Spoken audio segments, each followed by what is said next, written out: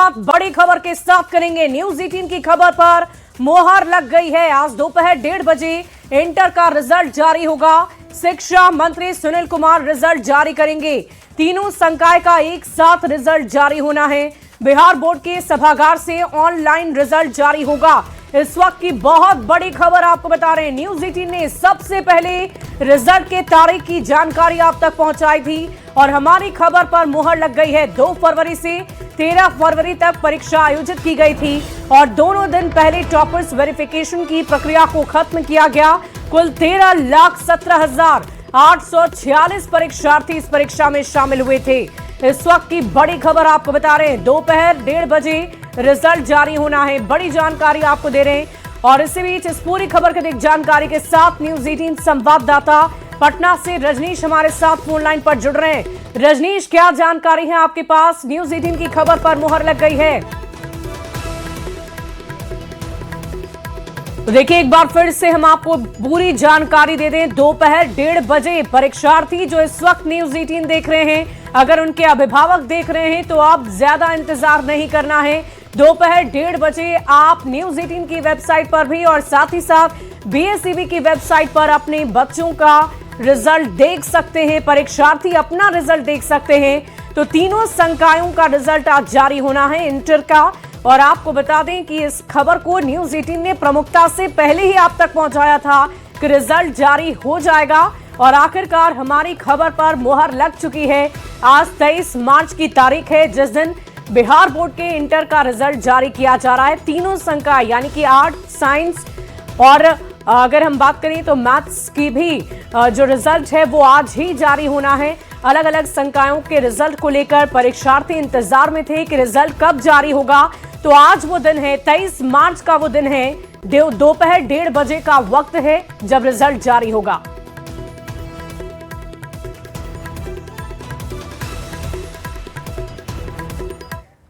और देखिए, बिहार में लाखों छात्र और उनके परिवार को इंटर की परीक्षा का रिजल्ट का इंतजार है और आज रिजल्ट भी जारी होने जा रहा है। लेकिन बिहार में शातिर साइबर अपराधियों ने छात्रों के रिजल्ट से पहले ठगी का एक बड़ा जाल फैलाया था। शातिर अपराधी छात्रों के परिजन को बोर्ड के फर्जी अधिकारी या स्टाफ बनकर फोन कर रहे हैं। उन्हें अपने झांसे में फंसाकर पैसे ऐंठने की कोशिश कर रहे हैं, जो बेहद ही चिंताजनक स्थिति है। सबसे हैरान कर देने वाली बात तो यह है कि ये शातिर जिन छात्र छात्राओं या उनके परिजन को फोन मिला रहे हैं, उनके roll number, roll code, subject, जन्म तिथि, माता पिता की पूरी जानकारी लेकर बैठे हैं, जिससे पहली बार में इन अपराधियों के बिल्कुल सही होने का संदेह पैदा हो जाता है।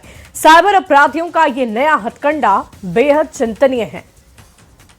और सबसे पहले आरा में एक छात्रा के परिजन को आए फोन की कहानी आपको बताते हैं। देखिए, पटना में बीएसईबी के फर्जी स्टाफ या अधिकारी शातिर बनकर शातिर अपराधी ने छात्रा के परिजन को फोन मिलाया, सारी जानकारी दी, रोल कोड, माता पिता का नाम झांसे में लेने की कोशिश की। छात्रा 2 विषय में फेल हो रही है और अगर उसे इसी साल पास होना है तो कुछ खर्च आपको लगेगा। मतलब सीधे सीधे ये शातिर पैसे की मांग कर रहे हैं, वो भी मिलकर नहीं बल्कि ऑनलाइन मांग रहे हैं। सुनिए, आरा की एक छात्रा के परिजन और शातिर अपराधी की फोन पर बातचीत का एक वायरल ऑडियो आपको सुना देते हैं, जिसमें उन दोनों की बातचीत हुई है। हेलो हेलो हेलो जी, स्मृति कुम भारती है क्या? क्या? स्मृति भारती? कौन बोल रहे हैं? हम पटना से बोल रहे हैं, बोर्ड ऑफिस से। जी जी, बोला जाए। वो इंटरमीडिएट का इस बार एग्जाम दिए हैं। जी जी जी, उनका हम पेपर चेक कर रहे हैं। 2 विषय में फेल कर गए। क्या? 2 विषय में फेल कर रहे हैं। विषय में फेल कर रही है? कौन कौन सब्जेक्ट में? एक केमिस्ट्री में और फिजिक्स में। तो कैसे हो, क्या होगा उपाय? उपाय के लिए ही हम फोन किए हैं कि अगर आप चाहते हैं कि वो बच्ची फर्स्ट डिवीजन से पास कर जाए, जी जी, इसमें कुछ खर्चा लगेगा और फर्स्ट डिवीजन से पास कर जाएगी। अच्छा, तो कहाँ मिले आपसे? मिलना नहीं है आपको। हाँ। मिलने के लिए हम आपको मिल नहीं सकते हैं। ऑनलाइन आपको प्रोसेस करना होगा और ऑनलाइन ही आपको पेमेंट भेजेंगे। गड़बड़ाया है मैटर, थोड़ा सा हम फोन करते हैं, झगड़ा हुआ है बगल में, हम फोन करते हैं आपको। कब तक फोन करते हैं? सर आधा घंटा में सर फोन करते हैं सर। ठीक है, जल्द से जल्द फोन कीजिए, नहीं तो जी। कॉपी जमा हो जाएगा। तो अच्छा नहीं सर, करते हैं सर, करते हैं।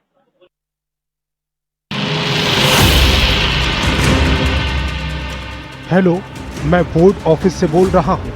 मैं पटना बोर्ड ऑफिस से बोल रहा हूँ, बिहार बोर्ड शिक्षा समिति पटना बोर्ड ऑफिस से। आपकी बहन 2 विषयों में फेल हो रही है। तो ज्योग्राफी में नंबर कम लाने के कारण बच्चा फेल हो गया है। सोचिए अगर आपको ऐसा कॉल आए तो आप क्या करेंगे? डिजिटल युग में जहां सुविधाएं बढ़ रही हैं, वहीं साइबर क्राइम के मामले भी बढ़ते जा रहे हैं। साइबर अपराधी आए दिन फोन कॉल, मैसेज या सोशल मीडिया के माध्यम से लोगों को निशाना बना रहे हैं। आरा में इंटरमीडिएट परीक्षा के परिणाम आने से पहले जालसाजों का एक बड़ा गिरोह सक्रिय हो गया है, जो परीक्षार्थियों के परिजनों को फेल होने का डर दिखाकर अवैध वसूली का तरीका अपना रहे हैं। चरपोखरी निवासी आनंद प्रकाश को ऐसी ही एक कॉल आई, जिसमें उनकी बहन के फेल होने की बात कही गई। जालसाज ने दावा किया कि छात्रा केमिस्ट्री और फिजिक्स में फेल हो रही है, लेकिन पैसे देने पर उसे फर्स्ट डिवीजन से पास कराया जा सकता है। हैरानी की बात यह है कि कॉल करने वाले के पास छात्रा का नाम, उसके माता पिता का नाम और अन्य गोपनीय जानकारी भी मौजूद थी, जिससे परिजन कुछ देर के लिए झांसे में आ गए। हालांकि समय रहते उन्होंने सतर्कता दिखाते हुए पैसे नहीं दिए। कॉल आने के बाद मेरी बहन का डिटेल बताया गया, जो कि चूंकि इस बार इंटरमीडिएट का फाइनल एग्जाम दी हुई थी, उसका नाम, पिता का नाम, माता का नाम आदि बताकर हमसे पूछा गया कि आप उनके कौन बोल रहे हैं। तो हमारे द्वारा जानकारी दी कि मैं उसका भाई बोल रहा हूँ। तो उधर से जवाब में आया कि मैं बिहार बोर्ड से बोल रहा हूँ, ये आपकी बहन का कॉपी जांच हो रहा है, वो फिजिक्स और केमिस्ट्री सब्जेक्ट में फेल हो रही है, जिस कारण से उसका रिजल्ट जो है फेल हो जाएगा। अगर पास करवाना है तो इसके एवज में आपको कुछ पैसे देने होंगे। ठगी का ये जाल यहीं नहीं रुका। जालसाजों ने लाखा उच्च विद्यालय बरनी के प्रभारी प्राचार्य को भी निशाना बनाने की कोशिश की। उन्हें फोन कर उनके भतीजे का पूरा विवरण बताते हुए गणित में फेल होने की बात कही और पैसे की डिमांड की। मामले में विशेषज्ञों का मानना है कि ये पूरा गिरोह बेहद संगठित तरीके से काम कर रहा है। परीक्षा के बाद उत्तर पुस्तिकाओं की बार कोडिंग और डेटा फीडिंग के दौरान निजी एजेंसियों या बाहरी कर्मियों के जरिए डेटा लीक होने की आशंका जताई जा रही है। इसी डेटा का इस्तेमाल कर जालसाज अभिभावकों को भावात्मक रूप से प्रभावित करते हैं और जल्दबाजी का दबाव बनाकर पैसे ऐंठने की कोशिश करते हैं। वहीं शिक्षा विभाग के अधिकारियों का कहना है कि बोर्ड कभी भी इस तरह से किसी छात्र या अभिभावक को व्यक्तिगत कॉल नहीं करता है। इस पूरे मामले में छात्रों के डेटा की सुरक्षा पर गंभीर सवाल खड़े हो रहे हैं। साथ ही ये भी साफ हो गया है कि साइबर ठग अब शिक्षा व्यवस्था को भी निशाना बना रहे हैं। जरूरत है परीक्षार्थियों और उनके परिजनों को सतर्क रहने की। वे किसी भी अज्ञात नंबर से आने वाली ऐसी कॉल पर विश्वास न करें और तुरंत इसकी सूचना पुलिस या साइबर सेल को दें। न्यूज़ 18 के लिए आरा से चंदन कुमार की रिपोर्ट।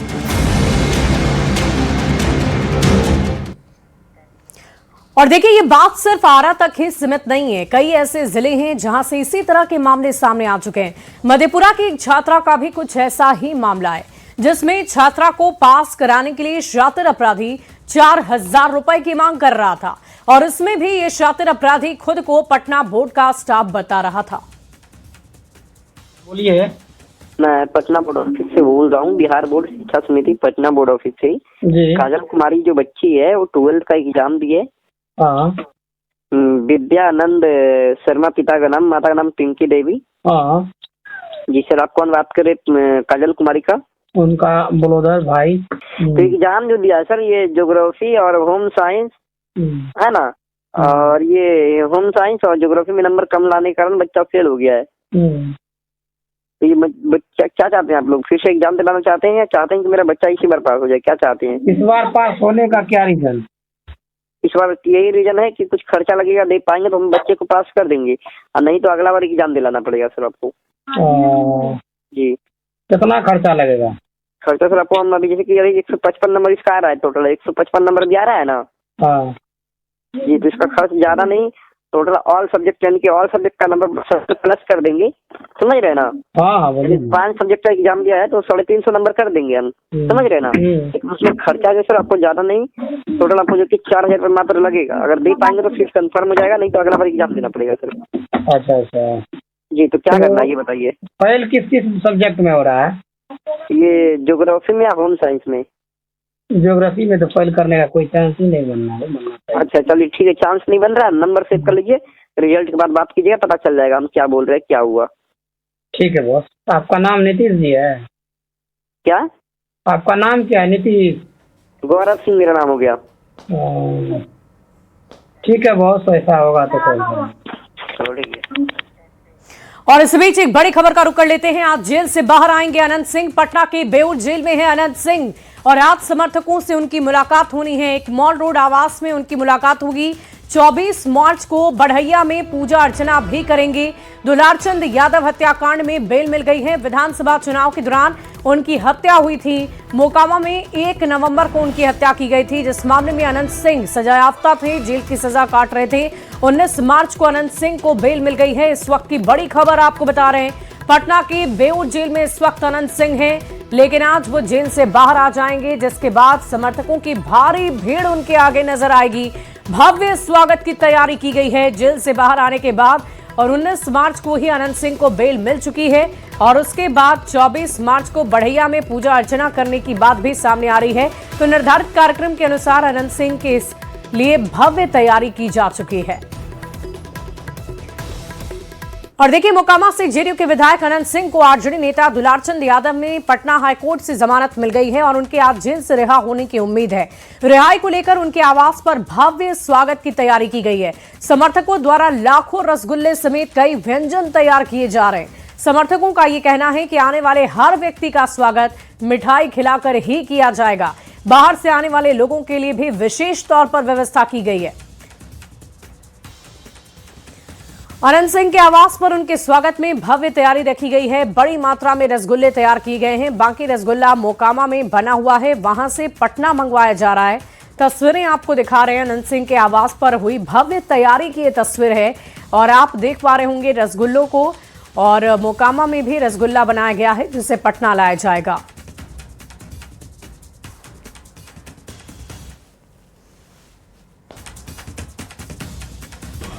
लगभग 4 महीने बाद अनंत सिंह जेल से वापस आ रहे हैं और उनके स्वागत में उनके आवास पर भव्य तैयारी की जा रही है। पकवान तो बन ही रहे हैं और लगभग लाखों की संख्या में जो रसगुल्ले हैं वो तैयार किए गए हैं। ये देखिए, उनके घर के अंदर रसगुल्ले बन गए हैं और बनाने के बाद इसे अंदर रख दिया गया है, तैयार हो गए हैं। प्योर घी में ये जो काले जामुन हैं वो तैयार किए गए हैं और ऐसे ऐसे कई बड़े बड़े जो बर्तन है जिसमें रसगुल्ले रखे गए हैं वो तैयार करके अंदर रख दिए गए हैं और बिल्कुल शुद्ध घी में ये तैयार हुआ है। घी में बना है ये रसगुल्ला? हाँ, घी में बना है। और भी और कहाँ रखा हुआ है? और अंदर में रखा हुआ। और अंदर में रखा हुआ है। मतलब जो लोग आएंगे सबको रसगुल्ला यहाँ खिलाया हाँ, जाएगा? रसगुल्ला खिलाया जाएगा। सिर्फ काले वाले बने कि सफेद वाले भी रसगुल्ले? सफेद वाला भी बने हैं। सफेद वाला ही बना है। ज्यादा कौन सा है? सफेद वाला ज्यादा है। सफेद वाला ज्यादा और हाँ, काला वाला है। हाँ। बिल्कुल। तो ये देखिए, जो काले वाले रसगुल्ले हैं सफेद वाले रसगुल्ले सब बिल्कुल यहाँ तैयार कर लिए गए हैं, क्योंकि लगभग 4 महीने के बाद मोकामा से विधायक अनंत सिंह वापस अपने घर आ रहे हैं और उनके समर्थक बड़े दिन से इंतजार कर रहे थे कि कब बाहुबली विधायक अनंत सिंह वापस अपने घर लौटेंगे। आज सेकेंड हाफ में वो जेल से बाहर आएंगे और उसके मद्देनजर जो उनके आवास है वहां पर तैयारियां की जा रही है। समोसे बनाए जा रहे हैं, पकवान बनाए जा रहे हैं और जो रसगुल्ले हैं, आंकड़ा है कि लगभग 2 से 3 लाख जो रसगुल्ले हैं वो तैयार किए जा रहे हैं, क्योंकि साफ तौर पे कहा जा रहा है कि मोकामा से जितने लोग आएंगे या जहां से भी जितनी भी जनता आएंगे सबको रसगुल्ले खिलाए जाएंगे। उनका मुंह मीठा करने के बाद ही उन्हें यहां से भेजा जाएगा। कैमरामैन अजय दुबे के साथ विनीता मिश्रा, न्यूज़ 18 पटना। और चलिए अब आपको सीधे मोकामा लिए चलते हैं अनंत सिंह के आवास पर, जहां हमारी न्यूज़ 18 संवाददाता विनीता इस वक्त हमारे साथ लाइव जुड़ी हुई हैं। विनीता, क्या तस्वीरें आप दिखा पाएंगी? भव्य तैयारी की गई है अनंत सिंह के आगमन को लेकर। अभी अभी आपने रसगुल्लों को दिखाया, कैसे उन्हें तैयार किया गया है आने वाले लोगों के लिए, लेकिन इसके अलावा क्या निर्धारित कार्यक्रम है, क्या तैयारी की गई है, जरा तस्वीरें दिखाइए। शुभी, इस वक्त हम पटना में जो उनका आवास है माल रोड स्थित, वहां पे मौजूद हैं और अनंत सिंह जेल से रिहा होने के बाद यही आने वाले हैं और यहां पर उनके स्वागत की भव्य तैयारी की गई है। आपको सबसे पहले गेट ही दिखा दे, ये देखिए जो उनका द्वार है, आगे गेट बनाया गया है और कारपेट बिछाए गए हैं और आपको तरह तरह के जो यहाँ पे जो जानवर है वो भी अंदर घुसते ही आपको नजर आ जाएंगे। उनके स्वागत के लिए ये जो द्वार है वो बनाए गए हैं और ये देखिए जो ठेले नजर आ रहे हैं, यानी ठेले से लगातार जो सामान है वो आ रहे हैं, क्योंकि अनंत सिंह लगभग 4 महीने के बाद अपने आवास पर लौटेंगे और उनके स्वागत की जो भव्य तैयारी है वो उनके आवास पर की गई है। जानकारी के अनुसार सेकेंड हाफ में वो पटना अपने आवास पर यहाँ पहुंचेंगे और उसके मद्देनजर जो तैयारियां हैं वो दिखा दे। ये देखिए जैसे ही आप घर के अंदर आएंगे आपको यहाँ पर पंखे नजर आएंगे, कूलर की व्यवस्था की गई है और कुर्सियां भी यहाँ लगाई जा रही है। इसके अलावा यहाँ पर जो सोफे हैं वो भी यहाँ लगाया जा रहा है, क्योंकि हजारों हजार की संख्या में जो अनंत सिंह के समर्थक हैं वो मोकामा से या फिर पूरे बिहार से जहां भी अनंत सिंह के समर्थक हैं वो पटना पहुंचने वाले हैं और उसके मद्देनजर यहाँ पर जो सोफे हैं वो लगाए जा रहे हैं, कुर्सियां लगाई जा रही है, उनके स्वागत में पोस्टर भी बनाए गए हैं वो भी लगने वाले हैं। और इधर देखिए, इधर जो खाना पीना का जहाँ पर व्यवस्था है उसकी भी पूरी जो तैयारी है। विनीता, अगर वहां कुछ लोग मौजूद हैं तो जरा उनसे बातचीत कीजिए कि वो कितने उत्साहित हैं अपने नेता के आगमन को लेकर। जी शुभी, अभी जो जितने भी तमाम जो कार्यकर्ता हैं वो काम में व्यस्त हैं और यहाँ देख सकते हैं कि जो छोटे छोटे बच्चे हैं वो भी काफी उत्साहित नजर आ रहे हैं। सोफे यहाँ पर जो है वो लगाए जा रहे हैं और देखिए जो कुर्सियां हैं वो लगाई जा रही है, यानी कितनी खुशी के लिए उनका आज का जो दिन है कितना बड़ा दिन है ये समझा जा सकता है। और इधर भी जो कुर्सियां हैं वो लगा दी। आप लोग भी समर्थक हैं अनंत सिंह के? कहाँ से आए हैं? हम लोग पटने रहते, राजेंद्र नगर। अच्छा, तो आज उनके वेलकम के लिए आप यस।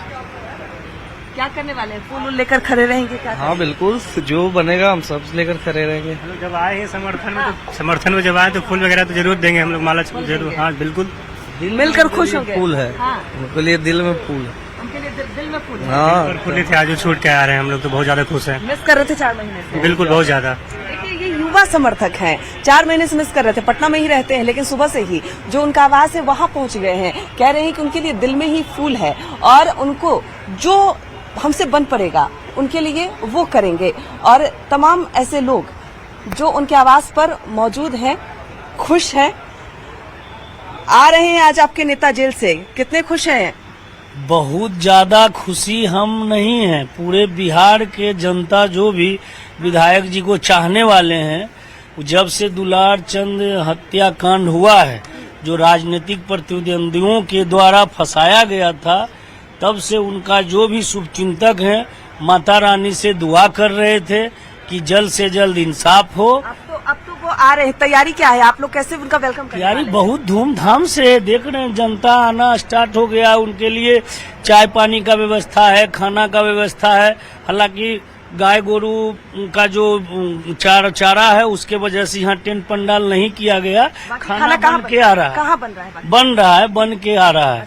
करीब 1.5 लाख लमसम रसगुल्ला का समझ लीजिए बन के तैयार हो गया है जनता जनार्दन के लिए। चारा होने के कारण यहाँ पे हाँ, अगला बार दिक्कत हो गया था। जो भी प्रोग्राम हुआ था ना तो वो दिक्कत हो गया था उनको। सबसे प्यारा है, जानबे करते हैं उनके लिए पशु। चलिए, बहुत शुक्रिया विनीता हमारे साथ जुड़ने के लिए। वाकई कार्यकर्ताओं में गजब का उत्साह है, उमंग है, आनंदित हैं अपने नेता के आगमन को लेकर और हम फिर आपसे जुड़ेंगे और पूरी तस्वीर देखेंगे। बहुत शुक्रिया आपका हमारे साथ जुड़ने के लिए। और इसी बीच एक बड़ी खबर आ रही है, भोजपुरी एक्टर पवन सिंह से जुड़ी बड़ी खबर आ रही है। एक्ट्रेस अंजलि राघव का विवाद से जुड़ा हुआ मामला। अंजलि राघव ने महिला आयोग में शिकायत दर्ज कराई है। पवन सिंह पर बिना मर्जी के छूने का आरोप लगा दिया है, वीडियो वायरल करने का भी आरोप लगाया। महिला आयोग ने शिकायत पर सख्ती दिखाई है। 2 अप्रैल को पेश होने का नोटिस भी भेजा गया है। फरीदाबाद में पेश होने का नोटिस भेजा गया है। कुछ महीने पहले का ये मामला बताया जा रहा है और इसी मामले में पवन सिंह की मुश्किलें बढ़ती हुई नजर आ रही है। इस वक्त की बड़ी खबर आपको बता रहे हैं, भोजपुरी एक्टर पवन सिंह से जुड़ी हुई एक्ट्रेस अंजलि राघव का विवाद मामला। अंजलि राघव ने महिला आयोग में शिकायत दर्ज करा दी है। पवन सिंह पर बिना मर्जी के छूने का आरोप लगाया है। वीडियो वायरल करने के भी आरोप लगे हैं। महिला आयोग ने शिकायत दर्ज की है और इस पर एक्शन लेते हुए ये कहा है कि जल्द ही एक्टर को कोर्ट में पेश होना होगा। और इसी बीच आपको न्यूज 18 संवाददाता का रुख करते हैं, जहां हमारे साथ चंडीगढ़ से अंकित जुड़े हुए हैं। क्या जानकारी है अंकित इस पूरे मामले को लेकर? ये मामला कब का है और क्या एक्शन इसमें लिया जा रहा है? मामला है पुराना मामला। हमने देखा था कि एक वीडियो बड़ा वायरल हुआ था पवन सिंह का, और एक्ट्रेस जो अंजलि राघव हैं वो हरियाणा से संबंध रखती हैं, उनका एक वीडियो वायरल हुआ था जिसमें पवन सिंह की कमर को छू रहे थे। तो कहीं ना कहीं ये जब वायरल हुआ तो उसके बाद विवाद बढ़ा, और विवाद बढ़ने के बाद हालांकि उनकी सहमति हो गई थी, लेकिन एक बार फिर से जो है एक्ट्रेस जो है अंजलि राघव है, उन्होंने महिला आयोग को शिकायत दी है, हरियाणा महिला आयोग को शिकायत दी है और कहा कि जिस तरह से उनके साथ व्यवहार किया गया तो वो काफी उनकी मानहानि हुई है। तो उसी को ऊपर संज्ञान लेते हुए अब जो महिला आयोग है उसने 2 अप्रैल को पवन सिंह को सम्मन किया है कि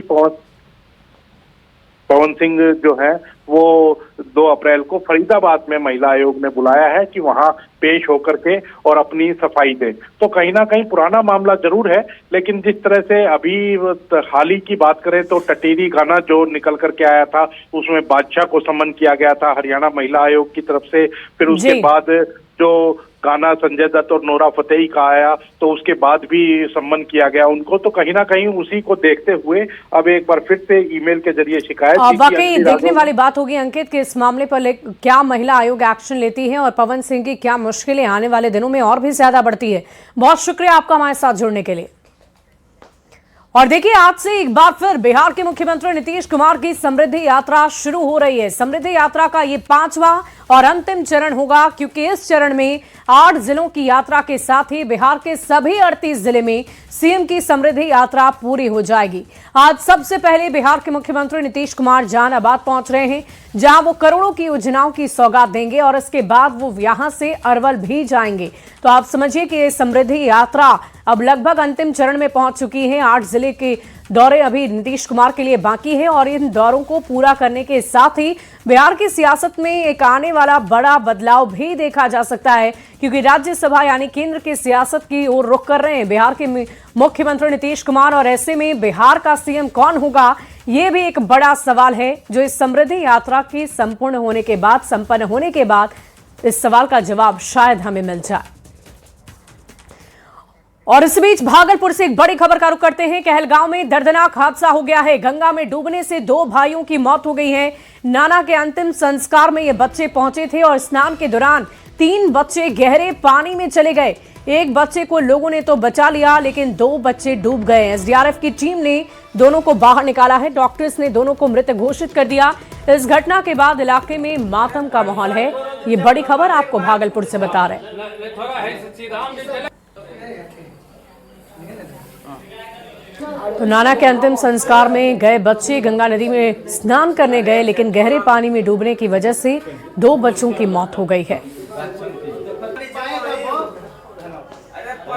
और फिलहाल इस बुलेटिन में अभी के लिए बस इतना ही। आगे देखिए जो